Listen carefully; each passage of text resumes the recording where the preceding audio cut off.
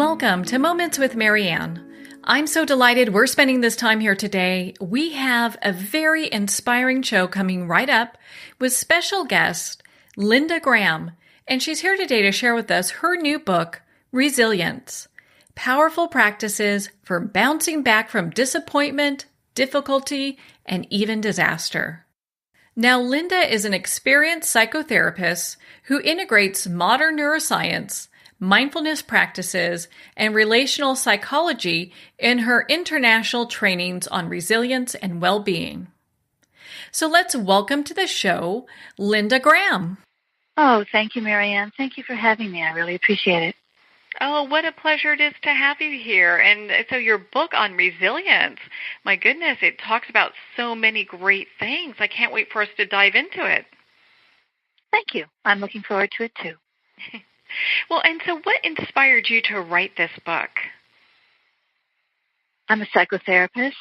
I work with people all the time who are struggling to manage stressors and even catastrophes in their lives, and trying to help them find tools, skills, resources, their inner strengths, so that they can bounce back from every level of event that might be disrupting their resilience, from barely a wobble to a really serious heartache or struggle, to even traumas that can sometimes overwhelm us and dump us out of our boat.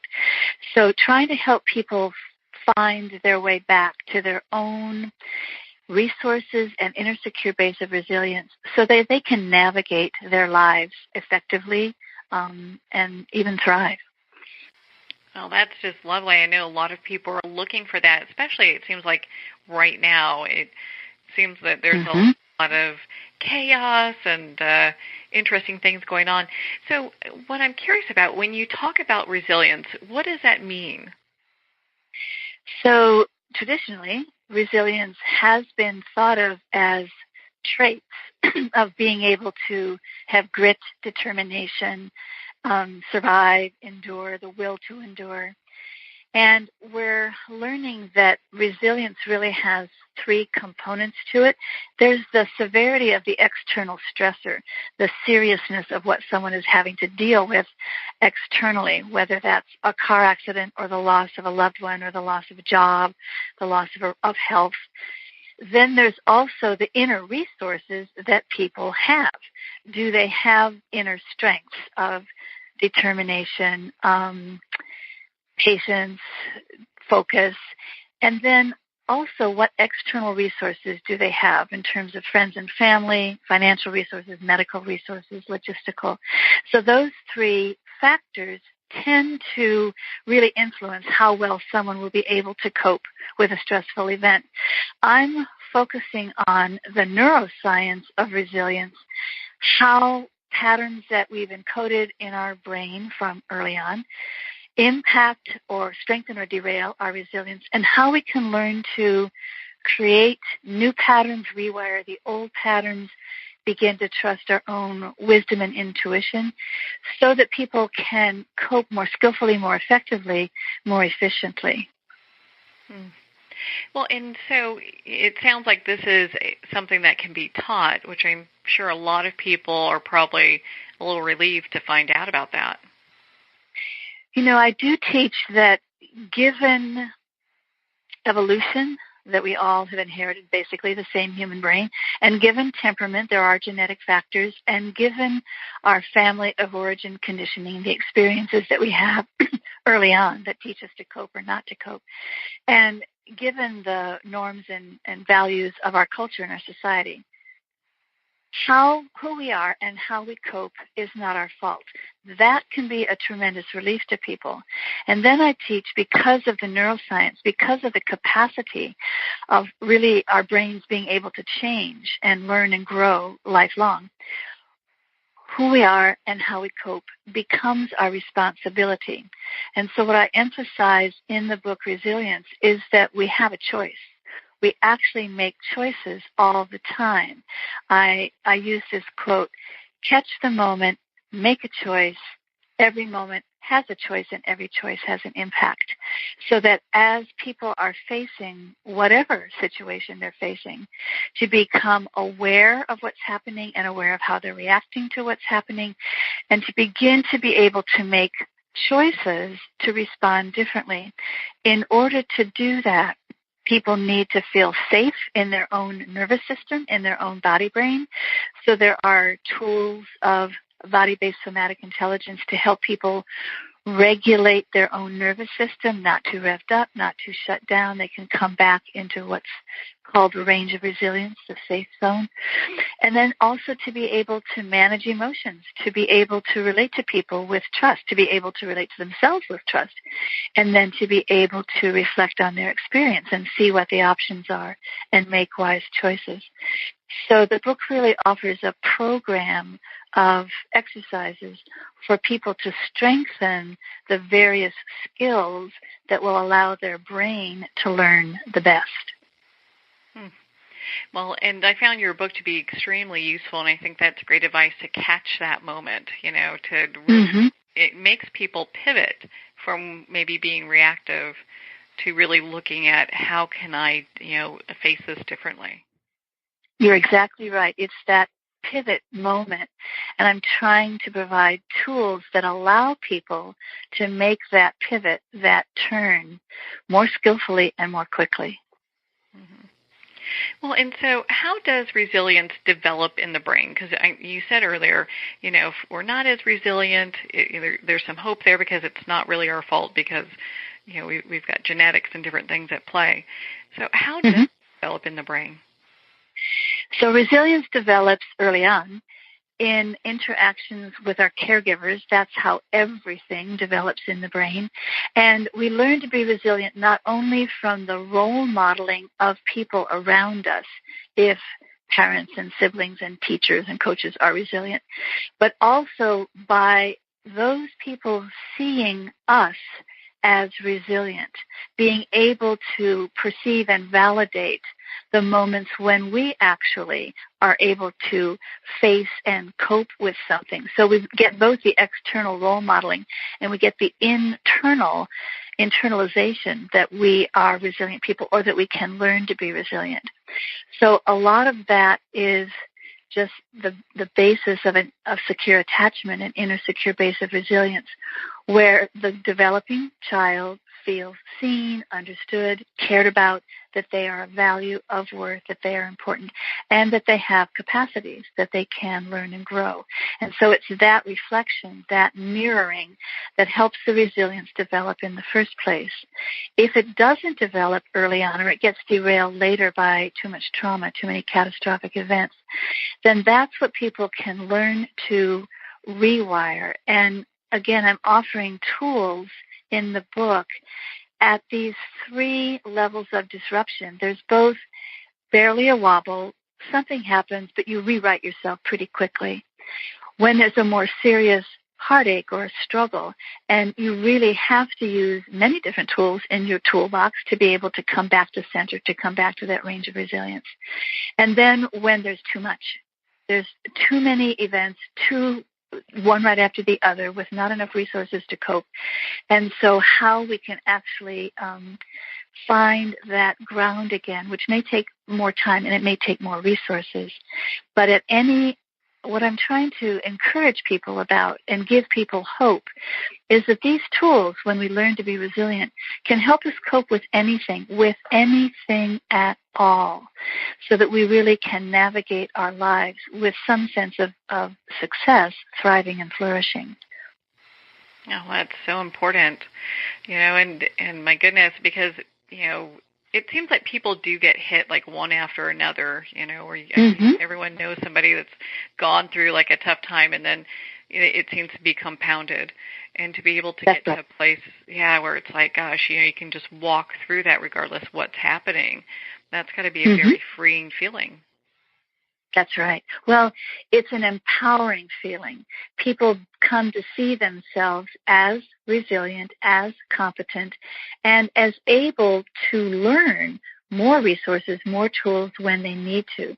So it's really very empowering. It helps people move from any kind of poor me, victim stance, these bad things always happen to me, to a more empowered, agentic, I can make choices, I can be in charge, I can learn. And that's what really helps people become more resilient. Well, in your book, you also talk about flexibility. And I'd like for you to explain, like, what do you mean as far as flexibility, and how does that play a role in all this? Okay, so in the book, I do talk about one particular structure of the brain, the prefrontal cortex, which is our higher brain. I call it the CEO of resilience. And that structure of the brain has many, many functions. It's what regulates the nervous system. It's what regulates our emotions. It's what helps us cohere a sense of self. It's what allows us to attune to our feelings and other people's feelings.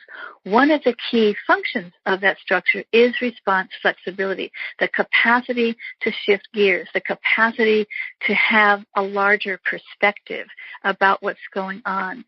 So these exercises strengthen the function of response flexibility in the brain so that new learning actually can take root and get encoded. We're not just stuck in old repetitive patterns.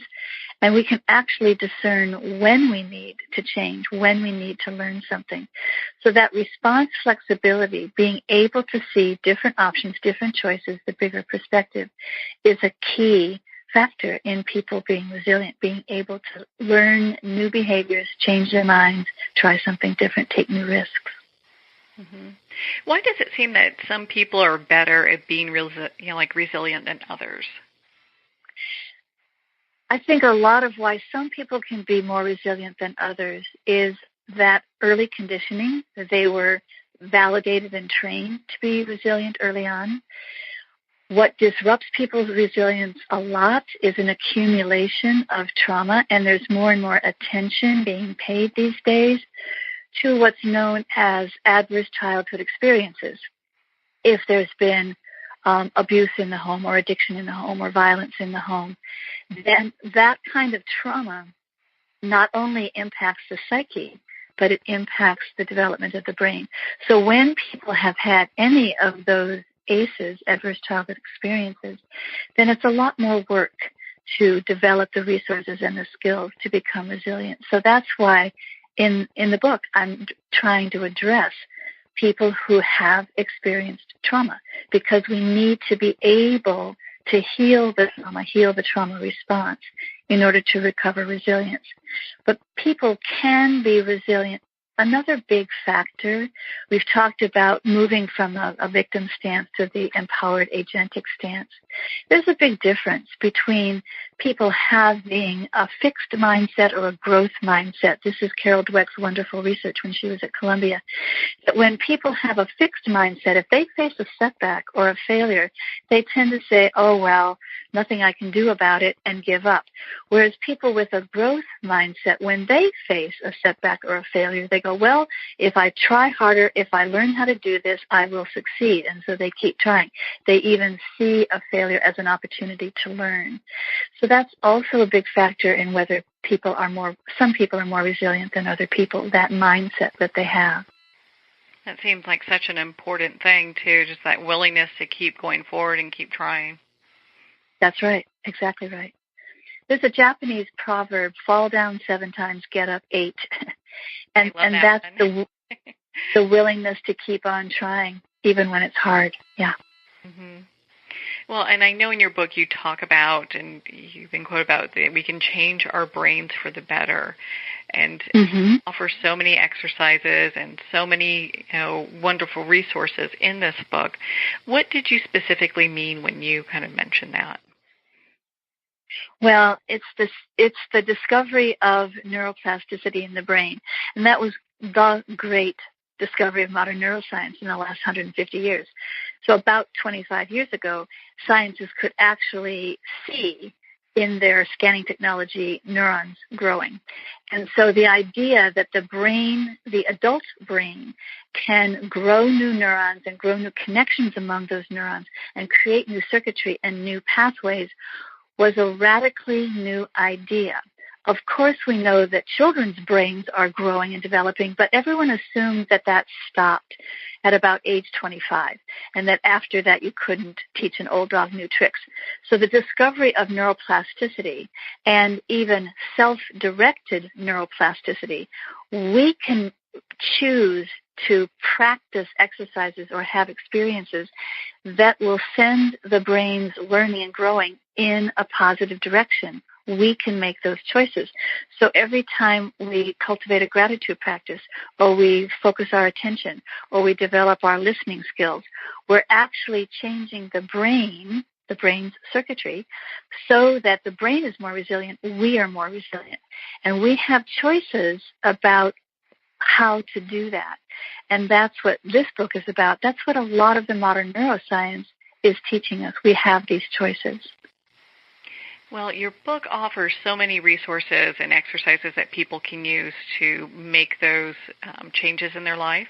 What is one that that kind of sticks out that you really like to use? Okay. So actually the first one I pretty much always teach is hand on the heart, because our response to any stressful situation always begins in the body. It may come to conscious awareness, but it always begins in the body. So anytime there's a startle or a distress or a worry, I have people put their own hand on their heart center, so they can feel the warm, safe touch of their hand on their heart.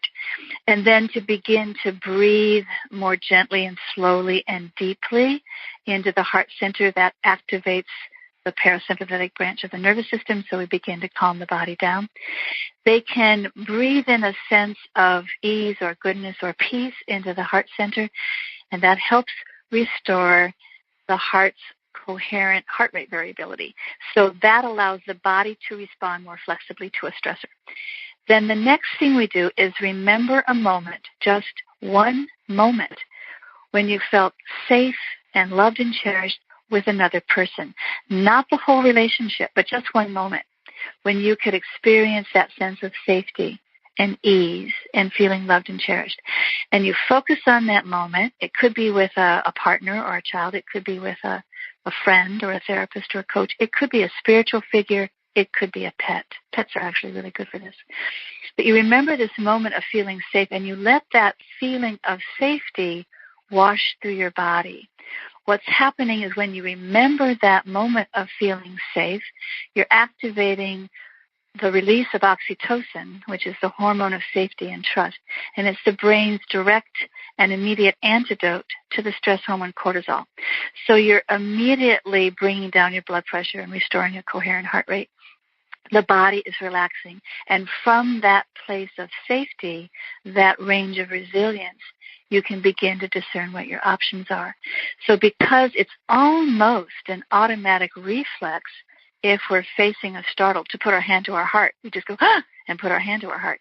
It's actually a very intuitive, wise thing to do, because we begin to calm the body down.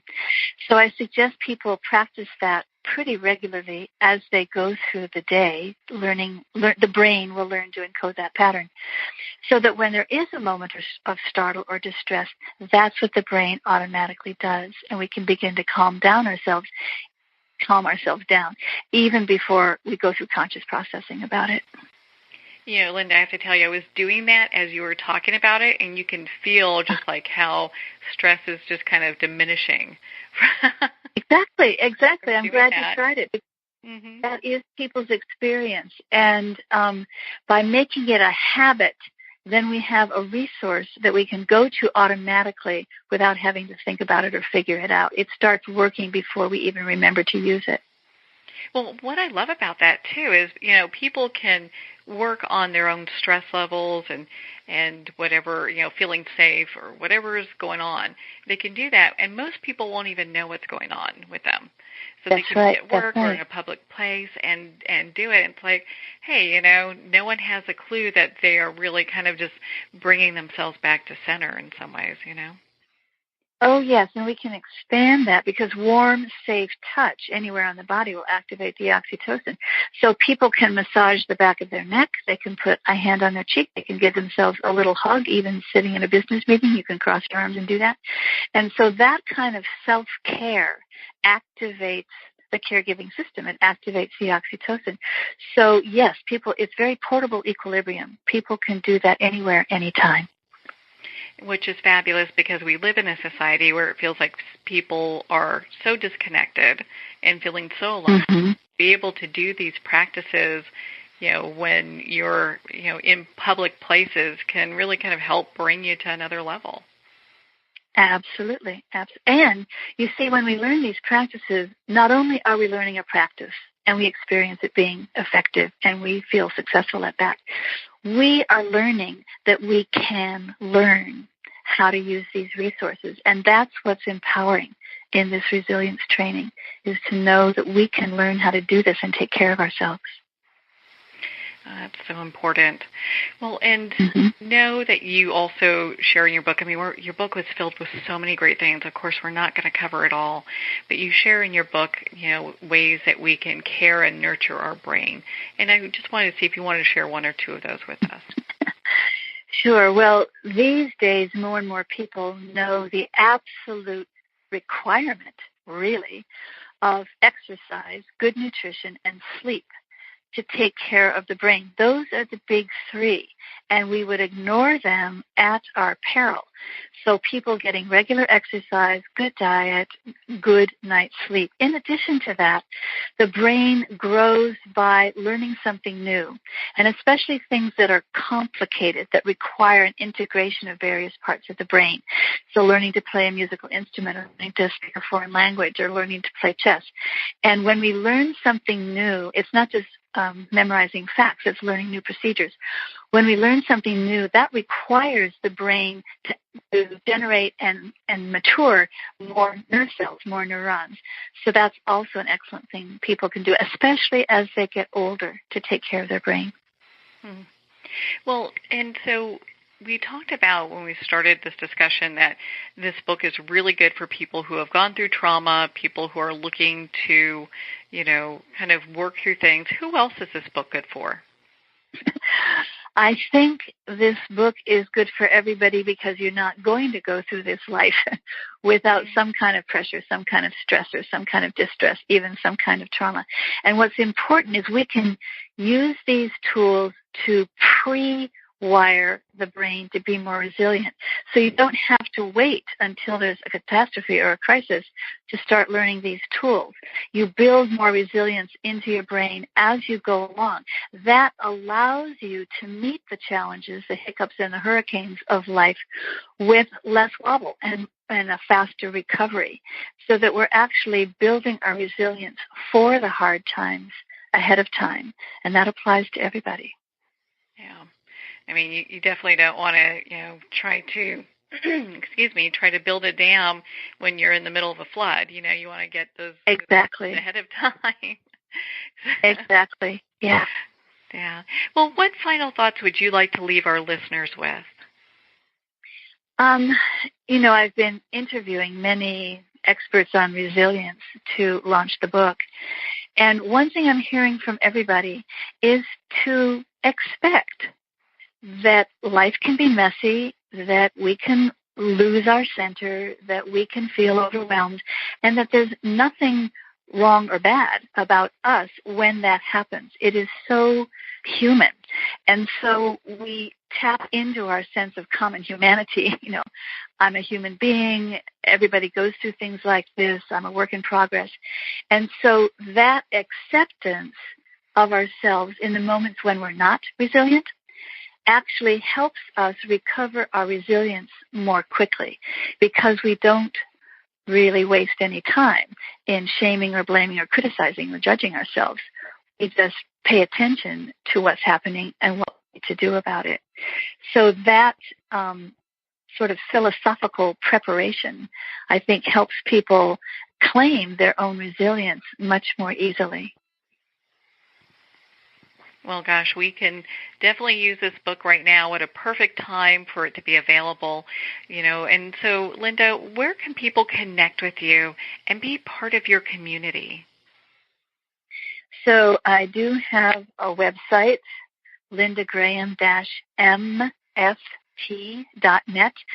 And everything that I post, the weekly resources for recovering resilience and the monthly newsletter on healing and awakening into aliveness and wholeness, and all the interviews, all the seminars are archived on my website. There's many, many resources.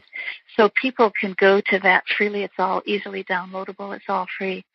And I actually like networking with other people and making other people's resources available as well. So I do that in my weekly posts. I'm offering links to other resources about dealing with stress or about dealing with difficulty so that people have a broad range of resources to draw on. So again, that website is lindagraham-mft.net. Oh. Well, Linda, thank you so much for taking the time to be on the show with us today and talk about your book, Resilience. Thank you very much for having me, Marianne. I actually enjoyed this. Well, thank you so much, Linda. It has been such an enlightening discussion to talk about your new book, Resilience, Powerful Practices for Bouncing Back from Disappointment, Difficulty, and even Disaster. Resilience is available at Amazon, Barnes & Noble, and of course, all indie bookstores. If they don't have it in stock, you can just ask for them to order it. Well, we're at the end of our time today. I would like to thank everyone for tuning in. You've been listening to Moments with Marianne. And remember, make every moment count.